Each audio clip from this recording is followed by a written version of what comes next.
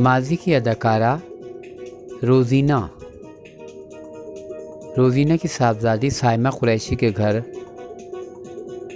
होने वाली इफ्तार पार्टी की चंद यादगार तस्वीर, जिसमें अफशा कुरैशी, साइमा कुरैशी और दीगर मेहमानों ने शिरकत की।